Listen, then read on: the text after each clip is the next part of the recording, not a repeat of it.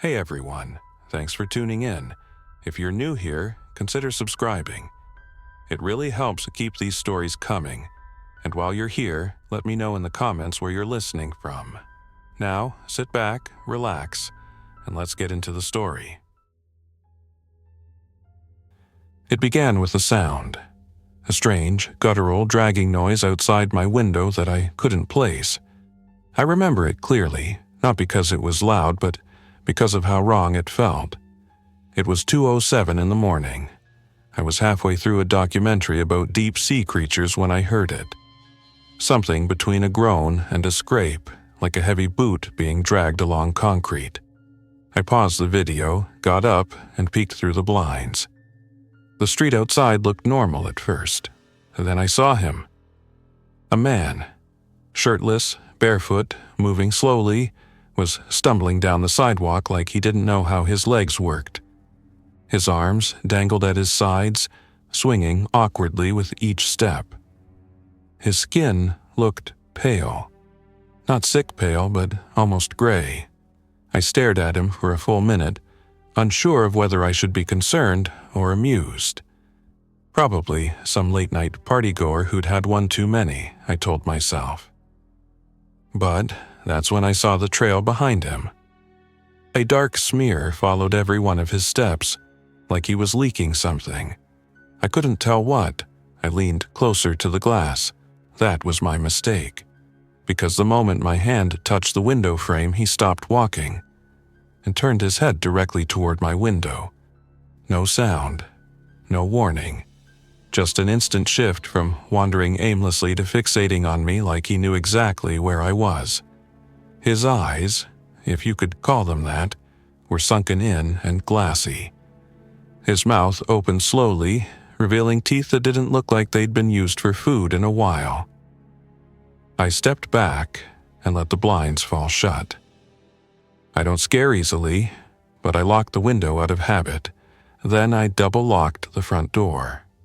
Still, I didn't feel right. Something about that man's gaze lingered in my mind, like it had pierced straight through the glass and dug into me. I turned my phone on and opened the local news app. Nothing. No alerts, no late-night warnings. I checked social media just to be sure. That's when I saw it. An anonymous post buried under a string of memes and pet videos. It was just one sentence. If you hear dragging outside, lock your doors and stay away from the windows. The post was time-stamped less than 5 minutes before I saw the man outside. I refreshed the page, but the post was gone. No trace of it anywhere. I even checked a cached version of the thread, nothing. I tried to convince myself it was a coincidence. I mean, the internet is full of weird posts, right? That was when the emergency alert buzzed through my phone. The screen flashed red, and the words felt like ice in my veins. First, national safety alert. All residents remain indoors. Lock all entry points. Do not approach individuals who are unresponsive or acting erratically. This is not a drill. I stood frozen in my living room, the alert still glowing on the screen. What in the world was going on? Seconds later, the street outside lit up with flashing lights. I ran to the back of the apartment and peeked through the curtains. 3 black vans with no markings skidded to a halt across the road. Men in dark gear jumped out and began sweeping the area. They moved with precision, like they'd trained for this 100 times. One of them shouted into a radio. Another pointed toward the direction the man had wandered. And then, just as quickly as they arrived, they were gone. No arrests, no conversation with neighbors, no cleanup. The street was empty again. I wanted to believe this was just some top-secret training exercise, maybe a high-level suspect on the run. But deep down, I knew something had gone wrong, very wrong, and whatever it wasn't over. Because then came the second sound. Not a scrape, not a moan. A knock. 3 sharp knocks on my back door. And I don't even have a porch back there. The knock echoed through the apartment like a drumbeat. 1, 2, 3. Clean, deliberate, and chilling. I stood there, halfway between the kitchen and the hallway, not breathing, trying to decide if I'd imagined it. But then it came again. Knock, knock, knock. This time, slower, heavier, like whoever, or whatever, was back there didn't care how loud they were. I hadn't used the back door in weeks. It led to a narrow service alley cluttered with trash bins and overgrown vines. No reason for anyone to be back there at 2 in the morning. No reason for anyone to knock. I grabbed the closest thing that could pass as a weapon. A metal broom handle I kept by the fridge. I crept toward the back, my heart beating so hard it felt like it was echoing the knocks. The only light came from the microwave clock, 2:13 a.m. I reached the back door. There was no window in it, just solid wood and an old deadbolt. I didn't want to make a sound, but I leaned in and listened. Nothing. I held my breath. Still nothing. Then, something brushed against the door. Not a knock this time, but a slow dragging of nails, or fingers, and down the surface, I backed away immediately. Whatever was out there, it wasn't trying to get in fast, it was toying with me, testing the boundary. I turned on every lock, and slid the extra bolt in place and backed away down the hall. I didn't sleep. I sat on the floor in the hallway between the front and back doors, broom handle across my lap, eyes fixed on every shadow. The power stayed on. The silence stretched. Eventually the sun rose, and with it the sounds of birds and cars and life. But it all felt fake, thin, like a movie set pretending to be normal. Around 7 a.m. I heard voices outside, real ones. My neighbor, Mr. Keene, was out watering his plants like nothing had happened. I opened the door just a crack and called out to him. "Hey, did you hear anything last night?" He looked up at me, squinting in the sunlight. "No, why? You all right, son?" I hesitated. "You didn't see the vans? The guys in gear, the alerts?" He chuckled, then pointed to his ears. "Battery died in my hearing aid last week. Probably slept right through it." He waved it off like it was nothing. I wanted to shout at him, shake him, but I just nodded and shut the door. Maybe he really didn't hear. Or maybe something else was happening, something that only certain people were noticing. I spent the next few hours glued to my screen, jumping between news feeds, social channels, and government websites. There were whispers, but no real coverage. A handful of people were posting similar experiences, seeing strange individuals wandering late at night, getting bizarre alerts, hearing things that didn't make sense. But most of the posts were vanishing within minutes, flagged, removed, or buried by unrelated trends. At 9:12 a.m., a message popped up in my inbox. "They only come when it's quiet. They listen for movement, keep your doors locked, block the windows, and don't respond to knocks." No name, no subject, no reply option. I tried tracing the source, but it was already gone. I began blocking every window in the apartment, taped towels across the glass, pushed the couch in front of the front door. I knew how it looked. Paranoid, delusional, but I didn't care. Around noon, my phone buzzed again. But this time, it wasn't an alert. It was a video call. No name, no number, just a single word. Watch. I shouldn't have answered, I know that now, but I did. The screen flickered, then stabilized. The feed showed a long, dark hallway, lit by a single flickering bulb. The camera must have been hidden in someone's jacket or bag. I could hear heavy breathing. Whoever was filming was trying to stay quiet. Then, from the end of the hallway, something emerged. It moved awkwardly, like its limbs were too heavy or maybe broken. It twitched with each step. The figure's face was out of frame at first, but as it drew closer I saw just enough to realize. Its mouth was open far too wide, no expression, no blinking. Just a mouth hanging in stillness, like it had been stretched that way. The camera shook. The breathing grew faster. The figure suddenly jerked forward with impossible speed. The feed went black. I stared at the screen, heart pounding. Then the call ended. No message, no follow-up. I checked the video app. No history, no trace of the call at all. And that's when I heard it again. Knock, knock, knock. From the front door this time. 3 deliberate knocks, followed by a long scraping drag, like nails being pulled across the wood. I didn't move, I didn't breathe, I just crouched down behind the couch, broom handle clutched tight. Then a voice, low, cracked, and completely wrong, murmured from the other side of the door. "You left your window open." The voice on the other side of the door wasn't right. It sounded like someone trying to imitate speech, mimicking cadence, the tone, but missing the soul. I hadn't spoken a word aloud since the sun came up, yet somehow it knew about the window I forgot to close in the bathroom. I stayed still, silent. Nothing followed for a full minute, just quiet, thick and pressing, as if the air itself was listening.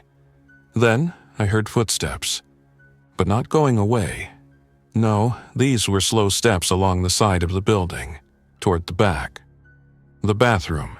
I scrambled to my feet and sprinted across the apartment, slipping on the hardwood.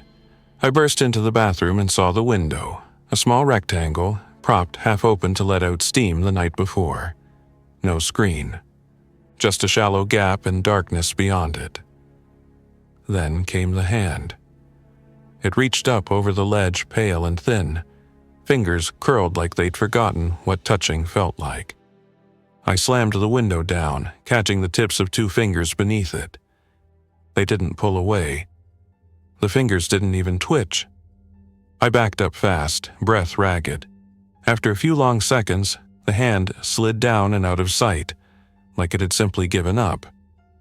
I locked the window, taped it shut, stuffed towels in every edge. Then I went back into the living room and pulled my phone from the charger. Another alert. Secondary notice.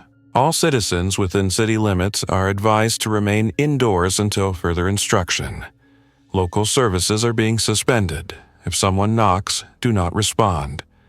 Avoid looking directly at any unfamiliar individuals. Stay off unsecured networks. Unsecured networks? Was that a warning about the video call? Or something else? I needed to talk to someone, a real person. Not an alert, not a vanishing message. Someone who could tell me I wasn't going insane. So I called Jamie. We'd been friends since college. She was level-headed, worked night shifts at the local radio station. If anything weird was going down in the city, she'd know. The phone rang. And rang. Just when I was about to hang up, she answered. Her voice came in a whisper. "How long have you been hearing them?" "What?" "The knocks, the voices, the dragging." "How long?" "Last night," I said.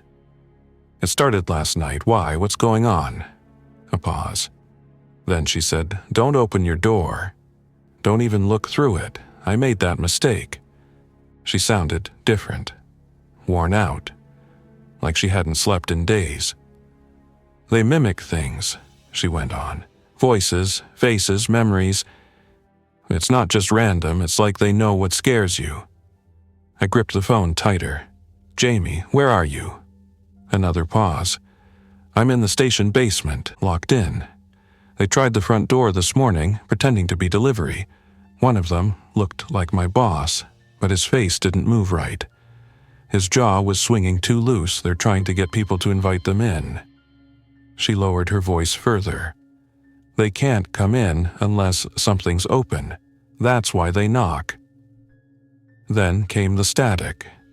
harsh, blaring noise. It filled the line like a flood. I shouted her name, but there was no answer. The call dropped. I tried calling back. Nothing.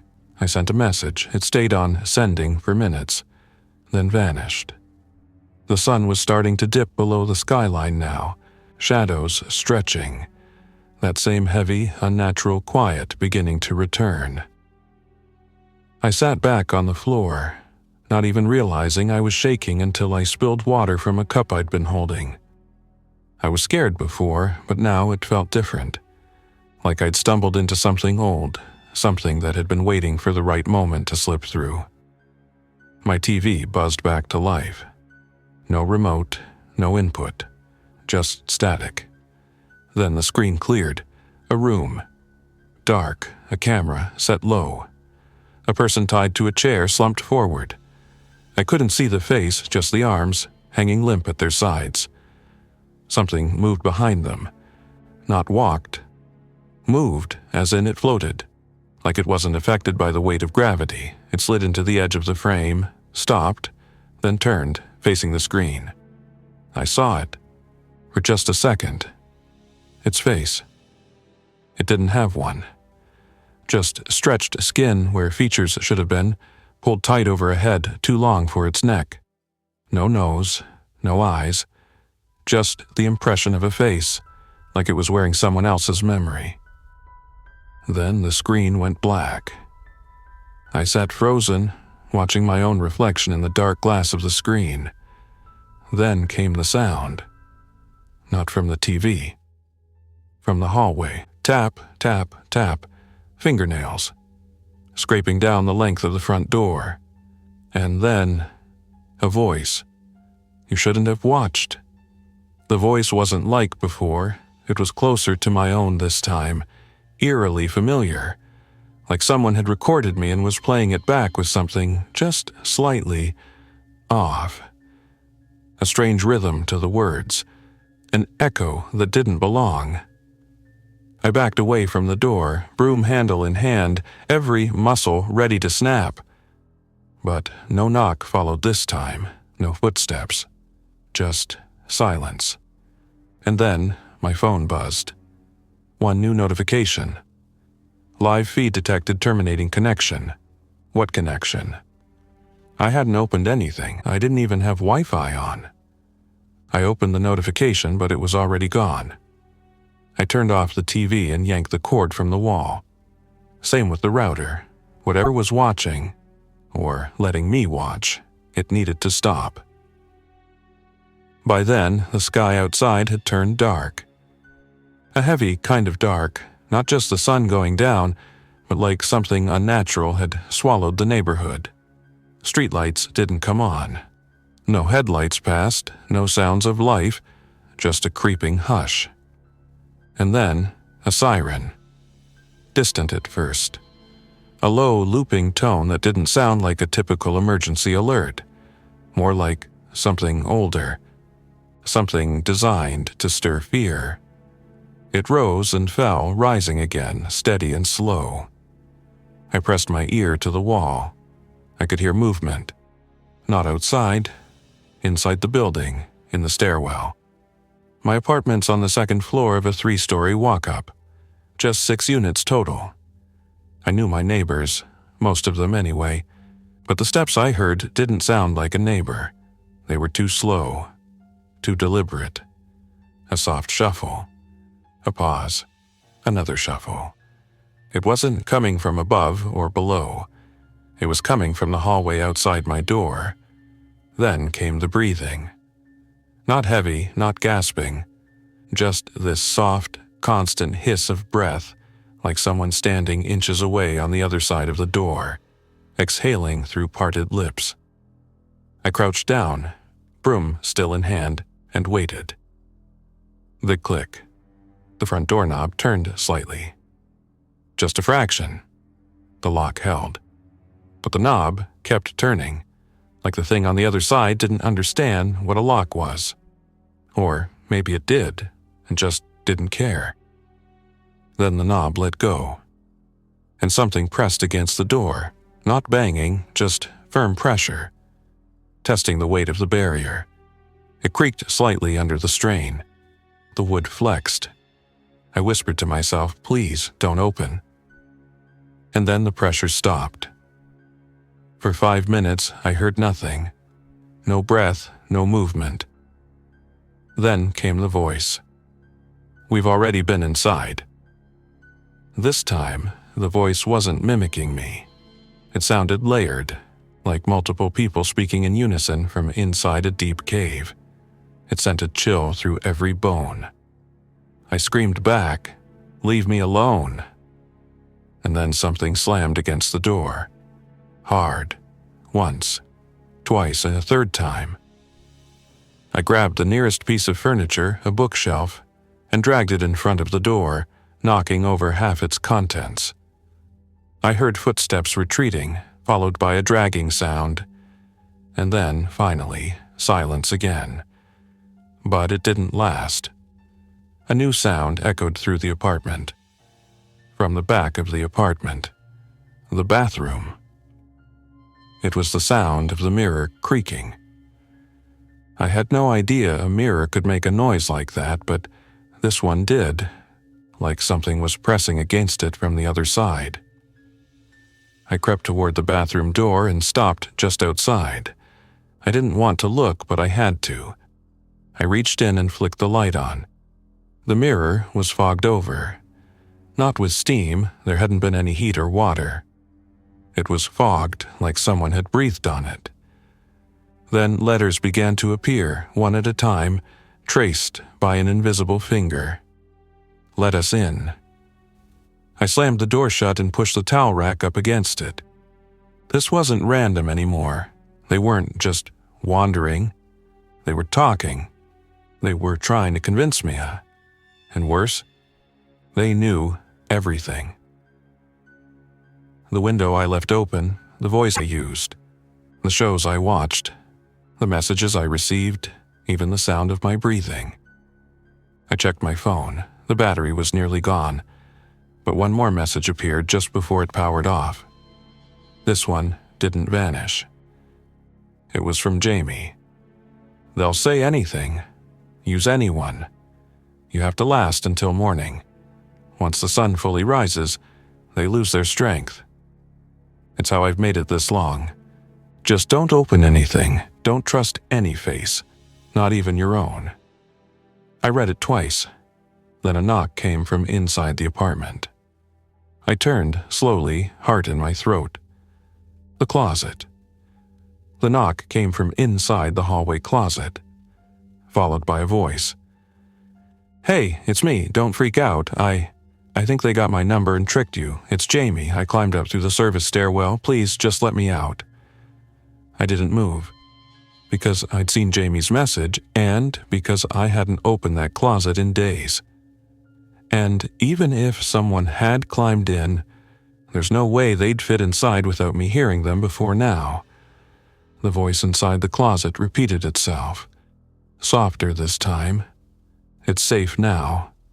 No, it wasn't. That was the worst part. The voice from the closet, it sounded too calm, too rehearsed, like whoever was inside had practiced how to sound human. But there was no panic in the tone, no urgency, no breath, just flat, convincing words. I stepped backward slowly, keeping my eyes on the closet door. It was an old wooden panel, warped at the bottom, and the light from the hallway cast just enough of a shadow for me to see movement inside. Something shifted behind it, gently, like a person swaying in place. Then came another voice. My voice. "You know it's me. Just open it." I almost dropped the broom handle right then. The way it perfectly echoed my tone from earlier, my exact phrasing, the lilt at the end. It was like listening to a recording. But I knew I hadn't said that, not out loud. They were copying me. Studying. I backed into the living room and dragged the bookcase tighter against the front door. Then I turned every light off in the apartment and crawled into the far corner of the kitchen, clutching my phone and a dull bread knife I didn't even remember grabbing. And then, for what felt like hours, nothing happened. No knocks, no voices, no breathing. It was somehow worse than the noise. I kept checking the window, waiting for even a flicker of movement outside, but the street remained empty. No headlights, no passing cars, no wind. Around 3 a.m., I think I nodded off. I woke to the sound of glass tapping. Not breaking, just tap, tap, tap in a steady rhythm. The kitchen window. I crawled up slowly and peeked over the counter. There was a face staring in. Not directly at me. It was pressed too close to the glass, fogging it with shallow breath. Its forehead left streaks as it tilted back and forth like a metronome. The mouth hung slightly open, not smiling, not frowning. Just waiting. The eyes were the worst part. They were mine. Not similar, exactly mine. Same shape, same shade, same tired look in the corners. Then it spoke. "We miss you," and vanished. I fell backward and scrambled away. No footsteps, no running, just gone, like a dream you wake from too fast. I didn't sleep again after that. The sky outside slowly began to brighten, just a little. A soft gray creeping along the horizon, barely cutting the shadows. And with the light came a new noise. Music? Faint from the distance. A warped, scratchy tune that drifted in through the cracks, like an old record playing through underwater speakers. I pressed my ear to the wall and listened. No lyrics, just a soft, looping melody. It was familiar.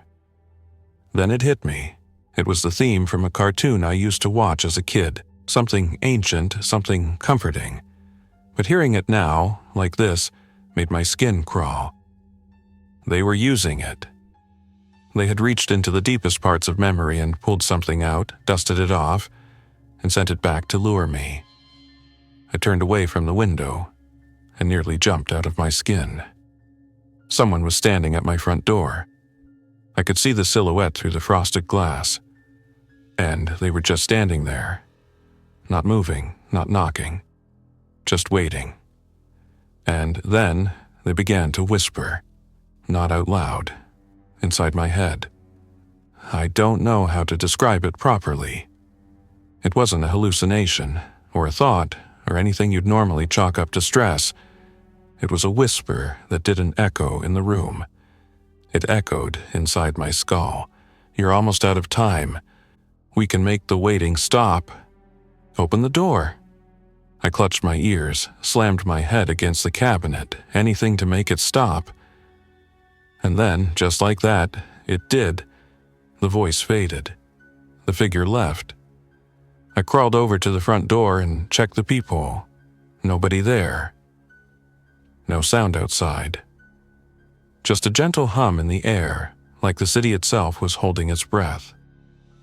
I checked my phone. No battery. I plugged it in for a moment. Enough to see the time. 5:12 a.m. Just under 2 hours to go. I could make it. I had to. I opened the Notes app and typed out everything that had happened. Every detail I could remember. I needed a record. I needed proof in case something happened. I saved the file, titled it, "Don't Open the Door." Just as I hit save, a new sound pierced the quiet. Laughter. Children laughing. It came from the hallway. Not joyous or playful, but forced. Like someone who didn't understand the joke was trying to fake it. It grew louder, echoed, bounced along the walls and crept under the crack of the door like smoke. Then it stopped. Another knock. This one, soft. Then a voice I hadn't heard in over 10 years. "Hey, it's Mom. I brought your coat. You left it in the car. Are you up?" It sounded perfect, down to the accent. Down to the words she used to say. I nearly reached for the handle, nearly. But then I remembered. My mother passed away a decade ago. She couldn't be out there. She wasn't out there. And that's when I realized they were done with fear. Now they were using love. I backed away from the door like it was on fire. The voice outside, my mother's voice, was still there. She kept speaking softly. "Come on, sweetheart, it's cold out here." The knock came again. Just 2 fingers worth of pressure, like the kind a parent uses when they're trying not to wake you too abruptly. But I wasn't a child anymore. And that wasn't her. I slid to the floor, heart hammering. I didn't cry. I didn't move. I just kept whispering to myself, "Don't believe it. Don't believe it. She's gone. She's gone." The voice outside paused. Then it changed. Same pitch, same tone, but now it was me again. "Open it." I curled tighter into myself and waited. Eventually, it stopped, or maybe I stopped noticing it. The walls stopped whispering. The mirror stayed quiet. My breath fogged the window, but nothing pressed against the other side this time. It was as if they'd given up. I wanted to believe that meant I'd made it. But that wasn't it. No, they were just waiting. At 6:02 a.m., the sky shifted. The first sliver of sunrise began to stretch across the horizon like a wound peeling open, and with it, something changed in the air, just barely, but enough for me to feel it in my chest. A pulling, a tension loosening. I dared to stand again. I dared to walk to the window and peek out. That's when I saw them, dozens of them, all standing still in the street. Each one spaced perfectly apart, facing the building. Some wore tattered clothes. Others looked like they'd stepped out of old photographs. A few were dressed exactly like people I remembered, neighbors, old classmates, people I'd lost touch with. And some were me. Copies. Some with my old hairstyle, my old jacket, my expression when I used to work the night shift and forgot what daylight felt like. They didn't move. They didn't breathe. They just watched. All of them. Waiting. And the second the sun touched the rooftops, they turned as one and walked away. No sound. No footsteps. Just the slow, synchronized shuffle of retreat. One by one, they disappeared down the street, between buildings, into the shadows that still lingered in alleyways and abandoned corners of town. I stood there, unable to move, unsure if it was real. Then I heard it. A bird. A single bird chirping. Then another. Then a breeze through the trees that I hadn't heard in hours. And finally, a car.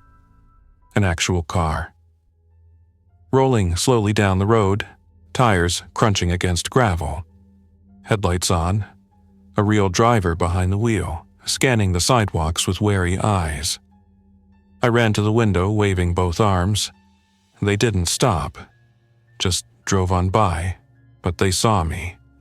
I know they saw me. I collapsed on the couch and sat there as the day brightened. Every second, the air felt a little lighter, a little less suffocating. Eventually, I turned my phone back on. It buzzed to life with the 0 bars. No signal, but a few local alerts popped through. Emergency broadcast canceled. Area sweep in progress. Do not engage with strangers. Do not open your door unless officially cleared. Stay indoors until further notice. No mention of what we'd all just experienced. No explanation. Just silence. Then, around 8 a.m., a knock came again. This one was different. It was followed by a voice that sounded human but unsure. "Oh, emergency patrol. We're checking survivors. Anyone inside?" I didn't answer. Couldn't. Not yet. I stayed still and waited, just like before. The voice didn't push, just left something outside the door and moved on. I waited a full hour before I even dared to peek. It was a bag of supplies. Water, food, a printed sheet. At the top, in big, bold letters, Survival Guidelines for the First Event. First, not only first. That's when I understood. This wasn't the end. This was the start of something bigger. And worse, we still had no idea what we were even facing. I must have read the survival sheet 10 times that morning. Every word felt like it was written by someone who'd seen more than they could explain, but had been told not to panic the public. It was written in careful, sterile language like a manual you'd get for a malfunctioning appliance, not a world-changing event. Here's what stood out. If you witnessed voices mimicking loved ones, do not engage. If you encountered versions of yourself, seek isolation until you are cleared. Do not trust any entity that appears familiar or friendly during an event window. Under no circumstances should you attempt to follow or document their departure. The event will last no longer than 12 hours. Do not exit your home before confirmation. The last part hit me the hardest. Your reality may feel different. Trust only what you knew before the sun went down. I folded the sheet and placed it on the table like it was some sacred script. Then I just sat in silence, letting my heart beat slow and my body remember what calm felt like. At noon, a second vehicle came by, marked this time. 2 people in gray suits, no logos, no names. One of them stepped out, scanned my building with some strange device that clicked when it passed over my windows and nodded. Then they drove off. No knock, no words. Just a silent scan and disappearance. The street was still empty, a ghost town.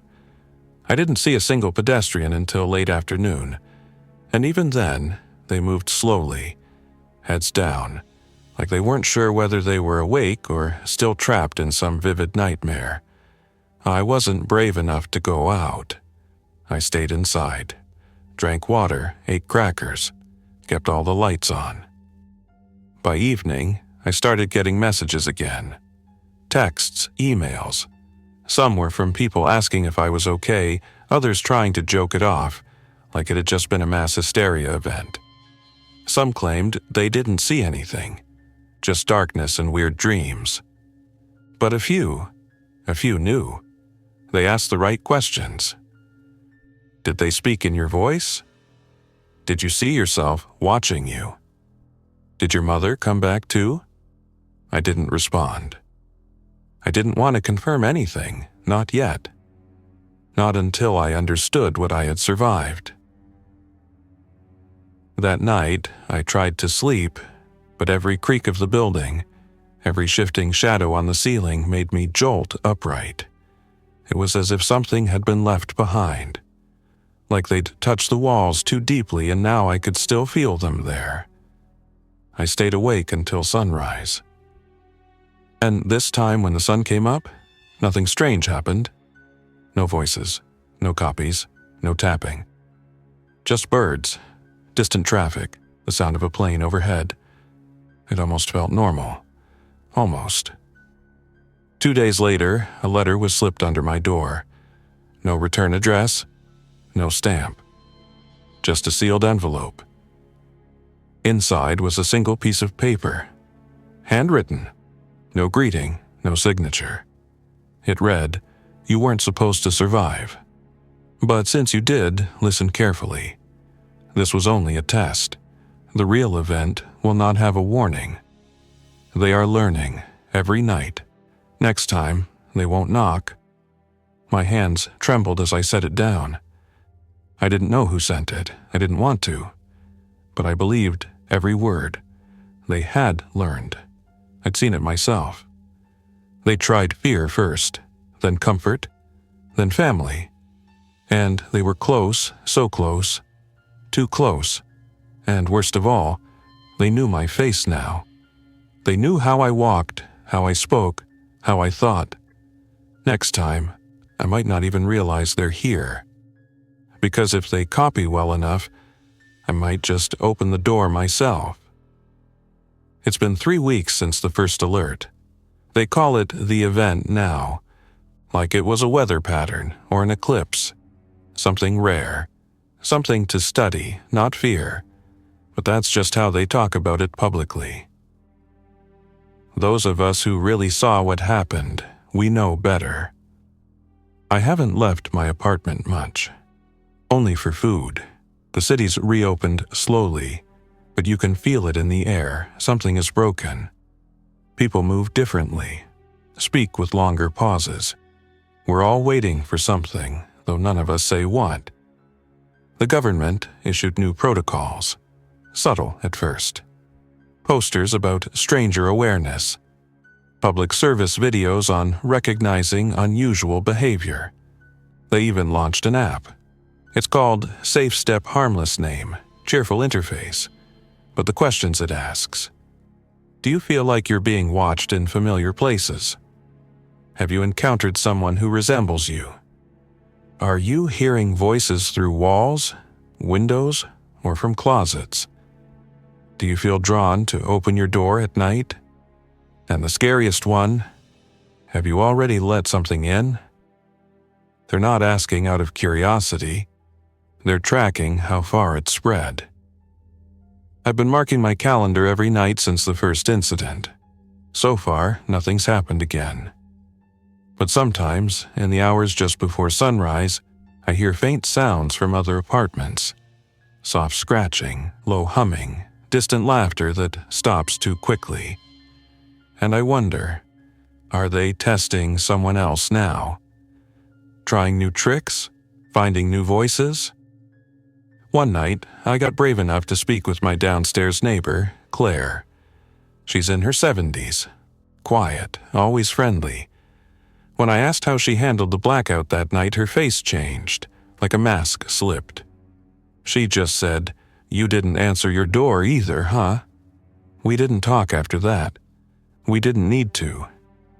Last night, I did a terrible thing. I reread the note, the one that said I wasn't supposed to survive, and I started wondering, what if that was true? What if I wasn't meant to remember? And what if I did more than survive? What if something followed me back? I checked the mirror. I watched myself for an hour, my own reflection. It blinked when I did, tilted when I did, matched every motion, until it didn't, just for a split second. A lag, a delay. My head tilted and the reflection caught up just a breath too late. I turned away, heart pounding. That was last night. Tonight, I tried again. And it was perfect. No delay, no hesitation. But that's the problem, isn't it? It wants me to believe it's gone. Wants me to believe I'm still alone. But I'm not. None of us are. We invited them in the moment we doubted our senses. The moment we second-guessed what we saw in the mirror. The moment we heard our own voice whispering on the other side of the door.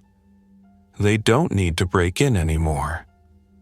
They just need you to hesitate. Just long enough for your hand to brush the lock. Just long enough for you to listen. That's how they win. Not with force, with familiarity. So, please, if you're hearing this, if any part of what I've said feels like déjà vu, lock your door. Cover your mirrors. Trust no voice but your own. And when night comes again, don't answer, no matter who it sounds like, no matter what they say, because once you do, you're not you anymore. And the next time I tell this story, I won't be the one telling it. Thanks for listening. If you enjoyed this story, don't forget to like and subscribe. Your support keeps these creepypastas coming. Until next time, stay alert, stay safe, and never ignore the feeling that something is watching.